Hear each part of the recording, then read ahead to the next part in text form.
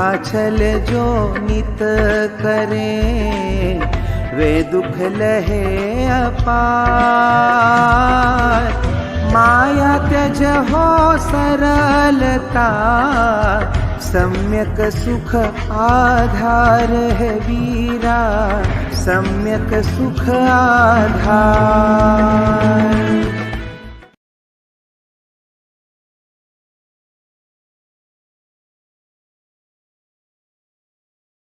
के पास हो, चाहे वो त्रियंच हो और चाहे मनुष्य हो, सबके पास में इंद्रिय और मन ज्ञान है। लेकिन कह दिया कि अगर और ज्यादा अधिक जानने की इच्छा रखता है तो कह दिया शुद्ध ज्ञान को लाना पड़ेगा। शुद्ध ज्ञान क्या करेगा फिर आपका? जो इंद्रिय और मन की सहायता से जाना जा रहा है उसमें विशिष्ट ज्ञान रखता है, ऐसा शुद्ध ज्ञान होता है। फिर शुद्ध ज्ञान अगर आपके अंदर है फिर भी ये कहते हैं कि ये तो दोनों में भी हो सकता है। मति ज्ञान है वो त्रियंचों में होगा, लेकिन अगर पंच इंद्रिय मनुष्यों को देखा जाए तो शुद्ध ज्ञान तो हम और आप सब में जितने श्रोता लोग बैठे प्रवचन सुन रहे इन सब के पास उतना मति ज्ञान शुद्ध ज्ञान होता ही होता है। लेकिन मैं आपको उदाहरण देके बताता हूँ कि बच्चे लोग मान लो स्कूल जाते हैं, तो स्कूल जाते समय क्या करते हैं?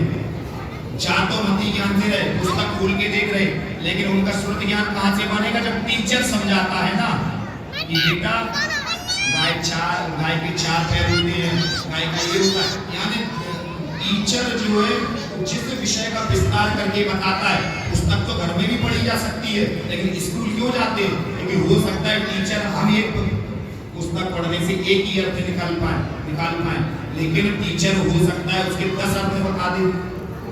तो जो 10 अर्थ पता चल रहा है वो शुद्ध ज्ञान का विषय बनता है। तो ये असंयमी जीव के अंदर भी हो सकता है। लेकिन कहते हैं फिर अवधि ज्ञान होता है। अवधि ज्ञान भी हालांकि 3-4 प्रकार का होता है। देशावधि, परमावधि, है ना, और विभंगावधि, यानी को अवधि ज्ञान भी होता है। जैसे मैंने कल आपको बताया था कि अविरत सम्यक दृष्टि जो होता है वो पूजा करेगा, पाठ करेगा। चलो सूक्ष्म की बात करी, दिखाने की बात कर दी, सूक्ष्मतर जीवों की बात भी अगर कर दे, चलो वो भी देख लो। मान लीजिए देख तो नहीं पाओ, मान लीजिए अगर उसको आपने देख भी लिया, लेकिन सूक्ष्मता में जीव इतने सूक्ष्म होते हैं जो कि अनंतानंत इस संसार में ठसाठस भरे पड़े। आपको बहुत अच्छे उदाहरण मिलते इसमें। आलू का उदाहरण सबसे ज्यादा मिलता है कि एक सुई की नोक अगर जिस आलू में लगा दो और वो नोक अगर बाहर निकालो, उस नोक पे इतने सूक्ष्मता में जीव उत्पन्न होते हैं जो कि अनंत राशि होती है उनकी एक आलू की नोक पे, और आप तो पूरा आलू की सब्जी खा रहे हैं। और यदि ये भी कह दिया गया कि उसे आलू के जीव यदि कबूतर के बराबर हो गए, यानी पक्षी के बराबर भी हो गए, तो समझिए कि इस लोक में मनुष्य तो क्या त्रियंच मनुष्य जो हमें देखो, इस लोक में सिर्फ 2 प्राणी है। ये मध्य जो लोक है, मध्य लोक में 2 प्राणियों की व्यवस्था है। हम 2 साथ में रहते हैं, त्रियंच गति का जीव और एक मनुष्य गति का जीव। हमें दोनों के दोनों यहाँ पे साथ में रहते हैं, लेकिन मनुष्य का पुण्य तेज ज्यादा है और त्रियंच का पुण्य कम है। लेकिन यदि त्रियंच भी किसी मुनि राज के अगर आहार देख ले, उनकी विनय कर ले, जैसे महावीर भगवान ने क्या किया था, देशभूषण कुलभूषण जी महाराज के दर्शन किए और क्या हुआ? व्रत संयम ग्रहण कर लिए उसने कि मैं अगर ऐसी एकाग्रता आ गई ना कि मैं भगवान आपके दर्शन से इतना कृतार्थ होता। पहले के मुनिराज अवधि ज्ञान युवा करते थे, अपने निमित्त ज्ञान से लगा लिया करते थे कि ये जो पशु है ना, आज जो मैं बात कर रहा हूँ ना, आज उत्तम आर्जव धर्म की, कि उत्तम आर्जव धर्म हम आपकी भावनाओं को कैसे समझें कि आप सीधे हो या आप छल कपटी हो। तो मना पर्याय ज्ञानी कहता है कि आपके मन की बात जान सकता हूं मैं, क्योंकि मना पर्याय ज्ञानी किसको होता है? मात्र संयमी जीव को। मति श्रुत अवधि ज्ञान तो असंयमी जीव को होता है। यहाँ तक कि मति ज्ञान तो उस अल्प बुद्धि को, वो त्रियंच को भी मति ज्ञान होता है। एक जो त्रियंच आप जिसको भगाते रहते हो ना, जिसको हे दृष्टि से देखते हैं, चल चल चल चल, ऐसा त्रियंच भी मति ज्ञान का धारी होता है। मति ज्ञान यानी आपका मात्र दिमाग, ये मति ज्ञान है। यहाँ तक कि अल्प बुद्धि वाला जिसको कुछ भी नहीं है, यहाँ तक कि पागल बुद्धि वाला जिसकी बुद्धि भ्रमित हो चुकी है, वो भी मति ज्ञान का धारी होता है। फिर कहते हैं अगर मति ज्ञान को थोड़ी और रुचि से जानना तो उसका जो ज्यादा विषय बनता है वो बनता नहीं होगा। उत्तम आर्जव धर्म उसके अंदर विद्यमान रहेगा, कूट फूट के भरा रहेगा और वो अपनी साफ और बिना पूजा बोल देगा भैया जी हम अभिषेक तो करेंगे, हम आहार भी देंगे। आप कहोगे तो माता जी महाराज जी के कमंडल पकड़ के भी, आपका झंडा लेकर के भी हम बिहार करा देंगे दूर दूर तक। लेकिन आपको बस इतना करना पड़ेगा कि हमारे मन का जो भोजन है वो देना पड़ेगा आपको। पूछो उससे कि उसके मन का भोजन क्या है। इतना पूजा पाठ करते हो, कहते हैं ना जो पुजारी लोग होते हैं ना कि भैया ये पूजा कर रहा है, वास्तव में इसका निर्मल परिणाम होगा। निर्मल परिणाम तो होगा लेकिन चरित्र अच्छा है कि नहीं होगा ये तो देखो। चारित्र का धनी है भी कि नहीं है? पूजा कर ली, पाठ कर लिया, सब कर लिया, लेकिन उसने कहा कि मेरा नियम तो रहेगा यदि मैं तंबाकू खाती हूँ तो तंबाकू का त्याग नहीं करूंगा, सुपारी खाता हूँ सुपारी का त्याग नहीं, नशे करता हूँ मेरा नशे का त्याग नहीं रहेगा। बाकी आप सब क्रिया करवा लो, बाकायदा क्रिया करेगा लेकिन त्याग नहीं करेगा। कहा है उसको हमारे शास्त्रों में बड़ी अच्छी व्यवस्था कर दी गई कि ऐसा अविरत सम्यक दृष्टि होता है जिसके व्रत लेने के कोई भाव नहीं होते, क्रियाएं सब करेगा लेकिन व्रत नहीं लेगा। इसी प्रकार से एक अवधि ज्ञानी होता है। अवधि ज्ञानी क्या करता है?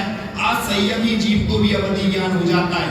जैसे पहले के इसी पंचम काल की बात है कि पहले के मुनिराज अवधि ज्ञानी हुआ करते थे, लेकिन धीरे धीरे पंचम काल बढ़ता गया, आगे जैसे जैसे समय घटता गया, अब ऐसे मुनिराज भी आज देखने में नहीं आते। थोड़ा सा बच्चों को समझाओ ना इसके, बेटा ऊपर नहीं चढ़ना मैं, ठीक है? तो ऐसे मुनिराज आज देखने में नहीं मिलते क्योंकि धीरे धीरे समय गया। फिर इसमें आ जाता युग परिवर्तन का कि पंचम काल का भी कुछ प्रभाव होता है, और जब पंचम काल का प्रभाव होगा तो क्षयोपम क्या होगा? धीरे धीरे घटता जाएगा। जब क्षयोपम घटता गया तो धीरे धीरे अवधि ज्ञान, जिसे निमित्त ज्ञान भी कह सकते हैं, आदिनाथ भगवान ने जो कर्म भूमि की व्यवस्था दी ना आपको, ये कर्म भूमि की व्यवस्था पता कैसी है? ये जो विदेश क्षेत्र इत्यादि है ना, वो कर्म भूमि की व्यवस्था ऐसी चल रही है। वहां भी अभिषेक भैया सांगानेर से आए हैं, वो वैसे ही प्रवचन कर रहे हैं, और जैसे मुरार में बैठे लोग सुन रहे हैं ना, ऐसे भी वहां पे कोई दूसरे मुरार वाले ग्वालियर वाले सुन रहे होंगे। सेम व्यवस्था विदेश क्षेत्र की कर्म भूमि में लागू होती है, क्योंकि जिस समय भोग भूमि की व्यवस्था, भोग भूमि के सुख नष्ट होने लगेंगे, उस समय में आप जैसे हमें जैसे श्रावक आदि नाभि राय, भगवान नाभि राय राजा के पास पहुंचे। नाभि राय ने कहा कि मेरे पास सारी शंकाओं का समाधान नहीं है, आपको यदि शंकाओं का समाधान करना है तो आप कहाँ जाइए? आदिनाथ भगवान के पास जाओ। आदिनाथ भगवान के पास आपको सारी शंकाओं का समाधान मिलेगा।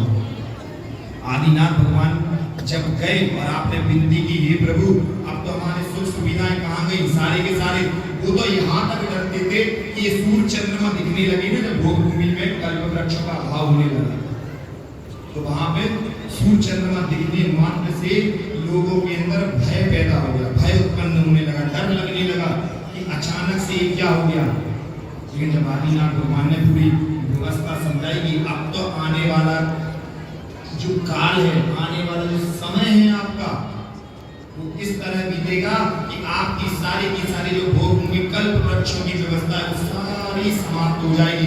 कल्प वृक्षों में जो चमक है, जो चमक नमक बची है, वो सारे की सारे प्रभावहीन हो जाएंगे, वो शांत हो जाएंगे। वैसे कल भी पंखा के लिए गया था, किसी ने नहीं सुना कि पंखा लगाना चाहिए, क्योंकि हम तो भैया आज बिना को है ही ना, ये आवाज उधर जा रही है, हमारा शरीर देख हम झूठ बोल रहे हैं। प्रत्यक्ष प्रमाण के लिए शायद आवश्यकता नहीं होती, प्रत्यक्ष के पास होती है, चाहे वो त्रियंच हो और चाहे मनुष्य हो, सबके पास में इंद्रिय और मन ज्ञान है।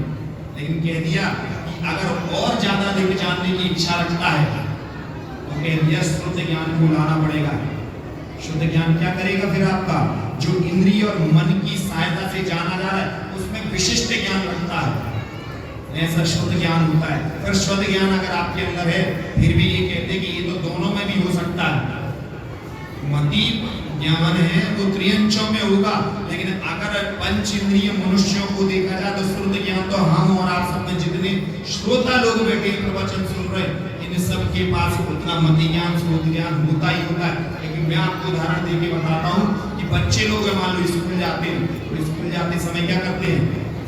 जा तो मति ज्ञान से रहे, पुस्तक खोल के देख रहे, लेकिन उनका शुद्ध ज्ञान कहाँ से बनेगा? जब टीचर समझाता है ना कि बेटा गाय के चार पैर होते हैं, गाय का ये होता है। यानी टीचर जो है जिस विषय का विस्तार करके बताता है, पुस्तक तो घर में भी पढ़ी जा सकती है, लेकिन स्कूल क्यों जाते हैं? क्योंकि हो सकता है टीचर हम एक पुस्तक पढ़ने से एक ही अर्थ निकाल पाए, लेकिन टीचर हो सकता है उसके 10 अर्थ बता दे।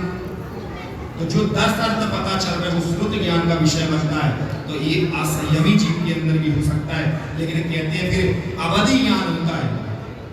अवधि ज्ञान भी हालांकि 3-4 प्रकार का होता है, देशावधि, परमावधि, है ना, और विभंगावधि, यानी वो अवधि ज्ञान भी होता है। जैसे मैंने कल आपको बताया था कि अविरत सम्यक दृष्टि जो होता है वो पूजा करेगा, पाठ करेगा। चलो सूक्ष्म की बात करी, दिखाने की बात कर रही, सूक्ष्म तर जीवों की बात भी अगर कर दे, चलो वो भी देख लो।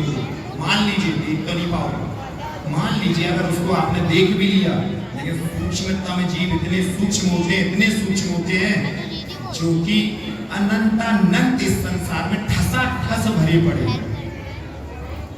आपको बहुत अच्छे उदाहरण देश में आलू का उदाहरण सबसे ज्यादा मिलता है कि एक सुई की नोक अगर जिस आलू में लगा दो और वो नोक अगर बाहर निकालो, उस नोक पे इतने सूक्ष्मता में जीव उत्पन्न होते हैं जो कि अनंत राशि होती है उनकी एक आलू की नोक पे, और आप तो पूरा आलू की सब्जी खा रहे हो।